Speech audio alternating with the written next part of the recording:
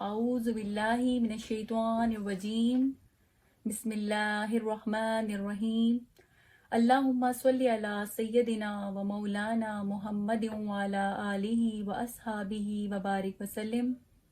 अस्सलामु अलैकुम व रहमतुल्लाहि व बरकातुहू।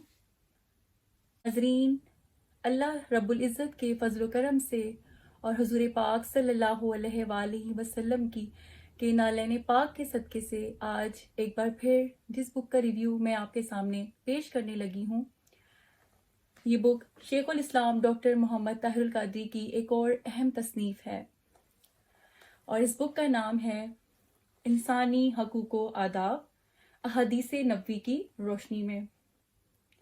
नाजरीन, ये बुक 18 चैप्टर्स पर मुश्तमिल है और इसके 159 पेजेस हैं। इस बुक का अगर मुख्तसर जायज़ा लें तो ये बुक हकूकुल इबाद के हवाले से बयान की गई है, जिनको अहादीस नबवी की रोशनी में बयान किया गया है। और इस बुक में हमारी रहनुमाई की गई है कि हमारी ज़िंदगी में जब कोई मुश्किलात पेश आ जाती हैं तो उनको हमें कैसे डील करना चाहिए। और इस हवाले से हमारी रहनुमाई की गई है कि हमारा इखलाक कैसा होना चाहिए, खाने के क्या आदाब होते हैं, लिबास पहनने के क्या आदाब हैं, गुफ्तगू के क्या आदाब होते हैं और अपने रिश्तेदारों पर सदका करने के हवाले से और मजलिस में बैठने के क्या आदाब होते हैं। और इस बुक में हमें इस चीज़ की भी रहनुमाई की गई है कि जब कोई इंसान फौत हो जाता है तो मैयत की तदफीन किस तरह की जाती है और जनाजा के क्या आदाब होते हैं, इस हवाले से हमारी रहनुमाई की गई है। नाज़रीन, जब हम रोज़मर्रा के मामलात को डील करते हैं तो कई मसाइल का सामना करना पड़ता है, जिसकी वजह से मुआशरती बिगाड़ पैदा होता है। लेकिन इस बुक को स्टडी करने के बाद इन तमाम मुआशरती, इखलाकी और रूहानी बुराइयों का खात्मा होता है और एक बेहतर माशरा तश्कील पाता है। तो नाजरीन, आगाज़ करते हैं चैप्टर नंबर 1 से, जिसका टाइटल है मोमिनों के हकूक़ का बयान। चैप्टर 1 में हमें बताया गया है कि एक मोमिन का दूसरे मोमिन पर क्या हक है और इस हवाले से पड़ोसियों के हकूक़ के हवाले से यहाँ पर जो हदीस बयान की गई है इसमें हमारी रहनुमाई की गई है कि पड़ोसियों के हम पर क्या हकूक़ होते हैं और हमें उनका किस तरह से ख्याल रखना चाहिए। हज़रत अबू शुरी रज़ी अल्लाह ताला अन्हु से मरवी है कि हजूर नबी करीम सल्लल्लाहु अलैहि वसल्लम ने फरमाया, खुदा की कसम वो ईमान वाला नहीं, वो ईमान वाला नहीं, खुदा की कसम वो ईमान वाला नहीं। अर्ज़ किया गया, या रसूलल्लाह सल्लल्लाहु अलैहि वसल्लम, कौन? आप सल्लल्लाहु अलैहि वसल्लम ने फरमाया, जिसका पड़ोसी उसकी ऐज़ा रसानी से महफूज नहीं। सुभान अल्लाह। इस हदीस में आका दो जहां सल्लल्लाहु अलैहि वसल्लम ने ईमान को मुकम्मल होने के हवाले से हमारी रहनुमाई फरमाई है कि हमें अपने पड़ोसियों का किस तरह से ख्याल रखना चाहिए और उनको किसी भी किस्म की कोई तकलीफ नहीं पहुंचानी चाहिए। चैप्टर नंबर 2 की तरफ चलते हैं, जिसका टाइटल है हुस्ने इखलाक का बयान। इस चैप्टर में हमारे अखलाक के हवाले से रहनुमाई की गई है। जैसा कि आप सब जानते हैं कि इखलाक इंसान की शख्सियत का एक अहम जुज़ होता है। अगर हमारे इखलाक अच्छे नहीं हैं तो हमारी शख्सियत नामुकम्मल है। इस हवाले से हज़रत आयशा रिवायत करती हैं कि हजूर नबी करीम सल्लल्लाहु अलैहि वसल्लम ने फरमाया, मोमिनों में से कामिल तरीन मोमिन वो है जो बेहतरीन इखलाक का मालिक है और अपने अहलो अयाल के साथ इंतहाई नर्म है। सुभान अल्लाह। नाज़रीन, चैप्टर 3 को अगर हम स्टडी करें, इसका टाइटल है मुश्किलात में लोगों के काम आने पर सवाब का बयान। कि जब हमारी डेली लाइफ में जब हमारे किसी मुसलमान भाई पर या किसी हमारे फ्रेंड्स पर, किसी फैमिली फ्रेंड्स पर कोई परेशानी आ जाती है तो हमें उन मामलात को कैसे डील करना चाहिए।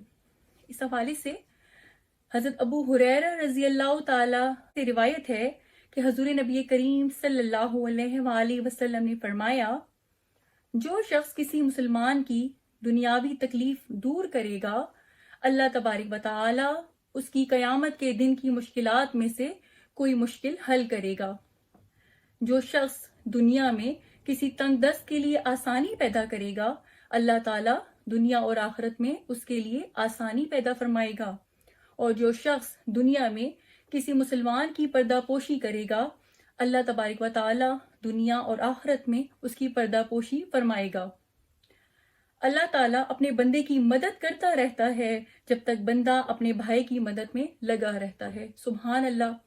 اس حدیث میں اللہ تبارک و تعالیٰ نے ہم سے خود وعدہ فرمایا ہے کہ جو لوگ ایک دوسرے کی مدد کرتے ہیں، کسی مومن بھائی کی مدد کرتے ہیں، اللہ تبارک و تعالیٰ اس کے لیے خود آسانیاں پیدا فرماتا ہے اور اس کی خود مدد فرماتا ہے۔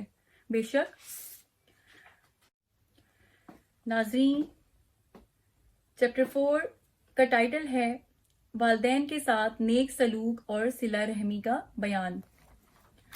یہ چیپٹر بہت ہی امپورٹنٹ چیپٹر ہے جس میں ہمارے والدین کے حوالے سے ہماری رہنمائی فرمائی گئی ہے کہ ہمیں ان کے ساتھ کیسا سلوک کرنا چاہیے۔ اس حوالے سے حضرت ابو ہریرہ رضی اللہ تعالی عنہ سے مروی ہے کہ ایک آدمی حضور نبی کریم صلی اللہ علیہ وآلہ وسلم کی بارگاہ اقدس میں حاضر ہوا اور عرض کیا، یا رسول اللہ صلی اللہ علیہ وآلہ وسلم، لوگوں میں میرے حسن سلوک کا سب سے زیادہ مستحق کون ہے؟ فرمایا، تمہاری والدہ۔ انہوں نے عرض کیا، پھر کون ہے؟ فرمایا، تمہاری والدہ۔ انہوں نے عرض کیا، پھر کون ہے؟ فرمایا، تمہاری والدہ ہے۔ انہوں نے عرض کیا، پھر کون ہے؟ آپ صلی اللہ علیہ وآلہ وسلم نے فرمایا، پھر تمہارا والد ہے۔ بے شک۔ بڑھتے ہیں چیپٹر نمبر 5 کی طرف۔ اس کا ٹائٹل ہے بڑوں اور چھوٹوں کے حقوق کا بیان۔ اس چیپٹر میں خاص طور پر ہماری رہنمائی کی گئی ہے کہ بڑوں کو چھوٹوں کے ساتھ کیسا سلوک کرنا چاہیے اور چھوٹوں کو بڑوں کے ساتھ کس طرح سے پیش آنا چاہیے۔ اس حوالے سے ام المومنین حضرت عائشہ صدیقہ رضی اللہ تعالی عنہا فرماتی ہیں کہ میں نے چال ڈھال، شکل و شباہت اور بات چیت میں فاطمہ سلام اللہ علیہا سے بڑھ کر کسی کو حضور نبی کریم صلی اللہ علیہ وآلہ وسلم سے مشابہ نہیں دیکھا۔ اور جب فاطمہ سلام اللہ علیہا آپ کی بارگاہ میں حاضر ہوتی تو آپ صلی اللہ علیہ وآلہ وسلم ان کے لیے کھڑے ہو جاتے، ان کا ہاتھ پکڑ کر اسے بوسہ دیتے اور انہیں اپنی جگہ پر بٹھاتے۔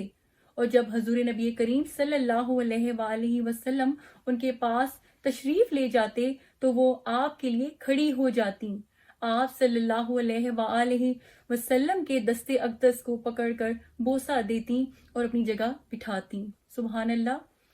آقا دو جہاں صلی اللہ علیہ وآلہ وسلم کا اپنی بیٹی سے اظہار محبت اور سیدہ فاطمہ طاہرہ حضرت فاطمہ سلام اللہ علیہا کا اپنے بابا کے ساتھ جس طریقے سے ان کا سلوک تھا، یہ ہمارے لیے ایک بہترین مثال ہے اور ہمیں اس سے خاص طور پر رہنمائی لینی چاہیے۔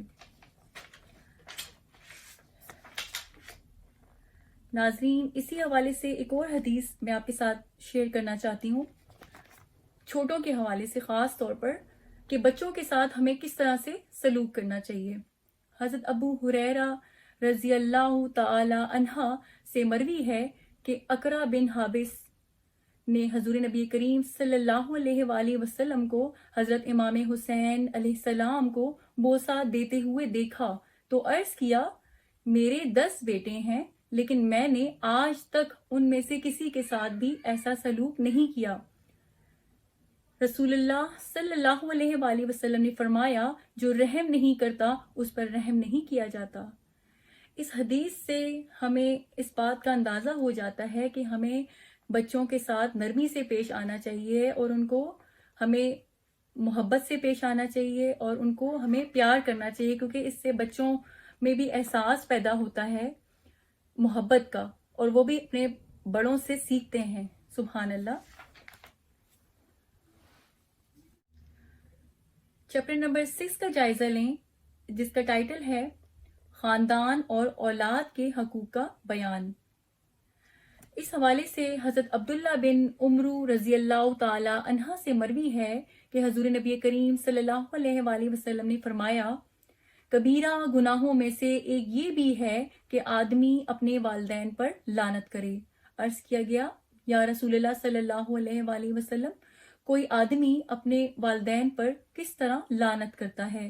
فرمایا، ایک آدمی دوسرے آدمی کے والد کو گالی دیتا ہے تو وہ جواباً اس کے والد کو گالی دیتا ہے، اور جب کوئی کسی کی ماں کو گالی دیتا ہے تو وہ جواباً اس کی ماں کو گالی دیتا ہے۔ سبحان اللہ۔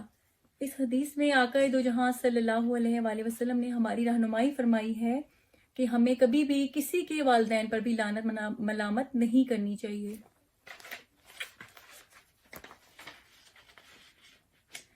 چیپٹر 6 میں ایک اور حدیث آپ کے سامنے شیئر کرنے لگی ہوں۔ حضرت عبداللہ بن عباس رضی اللہ تعالی عنہ سے مروی ہے کہ حضور نبی کریم صلی اللہ علیہ وآلہ وسلم نے فرمایا، تحائف کی تقسیم میں اپنی اولاد میں برابری رکھو، اور اگر میں کسی کو کسی پر فضیلت دیتا تو عورتوں کو یعنی بیٹیوں کو بیٹوں پر فضیلت دیتا۔ سبحان اللہ۔ ہم میں سے اکثر لوگ اس بات سے ناواقف ہیں، اور ہم اکثر فیملیز میں ایسا ہوتا ہے کہ لوگ اپنے بیٹوں کو زیادہ اہمیت دیتے ہیں۔ ہمارے آقا دو جہاں صلی اللہ علیہ وآلہ وسلم نے ہمیں اس حدیث میں ہمیں اس چیز کی رہنمائی فرمائی ہے کہ ہمیں اگر کسی کو برتری دینی ہے تو اپنی بیٹیوں کو دینی ہے۔ سبحان اللہ۔ ناظرین، چلتے ہیں چیپٹر نمبر 10 کی جانب۔ اس کا ٹائٹل ہے آداب گفتگو کا بیان۔ اس حوالے سے حضرت عبداللہ بن مسعود رضی اللہ تعالی عنہ سے روایت ہے کہ حضور نبی کریم صلی اللہ علیہ وآلہ وسلم نے فرمایا، مومن طعنہ زنی کرنے والا، لعنت کرنے والا، بد اخلاق اور فحش گوئی کرنے والا نہیں ہوتا۔ سبحان اللہ۔ اس حدیث میں آقا دو جہاں صلی اللہ علیہ وآلہ وسلم نے ہمیں منع فرمایا ہے کہ اپنی زبان سے کسی پر لعنت ملامت نہ کرو، اور اپنی زبان سے ہمیشہ اچھے الفاظ نکالو، اور بد اخلاقی سے بچنے کی ہمیں ہدایت کی گئی ہے۔ سبحان اللہ۔ چیپٹر نمبر 16 کو اسٹڈی کریں تو اس کا ٹائٹل ہے مرحومین اور جنازہ کے حقوق کا بیان۔ اس حوالے سے حضرت انس رضی اللہ تعالی عنہ سے مروی ہے کہ کچھ لوگ ایک جنازہ کے ساتھ گزرے تو انہوں نے اس میت کی تعریف کی۔ حضور نبی کریم صلی اللہ علیہ وآلہ وسلم نے فرمایا، واجب ہو گئی۔ پھر کچھ لوگ دوسرے جنازہ کے ساتھ گزرے تو انہوں نے اس میت کی برائی بیان کی، تو حضور نبی کریم صلی اللہ علیہ وآلہ وسلم نے فرمایا، واجب ہو گئی۔ حضرت عمر بن خطاب رضی اللہ تعالی عنہ نے عرض کیا، یا رسول اللہ صلی اللہ علیہ وآلہ وسلم، کیا واجب ہو گئی؟ فرمایا، جس شخص کی تم نے تعریف کی تو اس کے لیے جنت واجب ہو گئی، اور جس کی تم نے برائی بیان کی تو اس کے لیے دوزخ واجب ہو گئی۔ تم زمین پر اللہ تعالیٰ کے گواہ ہو۔ سبحان اللہ۔ اس حدیث میں آقا دو جہاں صلی اللہ علیہ وآلہ وسلم نے ہماری رہنمائی فرمائی ہے کہ جب کوئی انسان فوت ہو جاتا ہے تو ہمیں اس کے لیے اچھے الفاظ کہنے چاہیے، بجائے اس کے کہ ہم اس کے لیے برے الفاظ استعمال کریں، کیونکہ اس پر فرشتے بھی آمین کرتے ہیں۔ سبحان اللہ۔ اور ہمیں اس چیز سے گریز کرنا چاہیے کہ ہم کسی بھی میت کے حوالے سے اس کی برائی کریں۔ اللہ تبارک و تعالی ہمیں ان برائیوں سے بچنے کی توفیق عطا فرمائے، آمین۔ اس حوالے سے ایک اور حدیث حضرت ام المومنین حضرت عائشہ صدیقہ رضی اللہ تعالی عنہ سے مروی ہے کہ حضور نبی کریم صلی اللہ علیہ وآلہ وسلم نے فرمایا، جس میت پر بھی مسلمانوں کی ایسی جماعت نماز جنازہ پڑھے جن کی تعداد 100 تک پہنچتی ہو، اور وہ تمام اس میت کی شفاعت کریں تو اس میت کے بارے میں اس کی شفاعت قبول ہوتی ہے۔ سبحان اللہ۔ اس حوالے سے حضرت ابو ہریرہ رضی اللہ تعالیٰ سے مروی ہے کہ میں نے حضور نبی کریم صلی اللہ علیہ وآلہ وسلم کو یہ فرماتے سنا کہ جب تم میت کی نماز جنازہ پڑھ چکو تو اس کے لیے خلوص دل سے دعا کیا کرو۔ سبحان اللہ۔ بے شک ناظرین، اس کے ساتھ ہی اس بک کا ریویو اپنے اختتام کو پہنچتا ہے۔ اس بک کے ٹوٹل 18 چیپٹرز ہیں، جن میں سے چند چیپٹرز کا ریویو میں نے آپ کے سامنے پیش کیا۔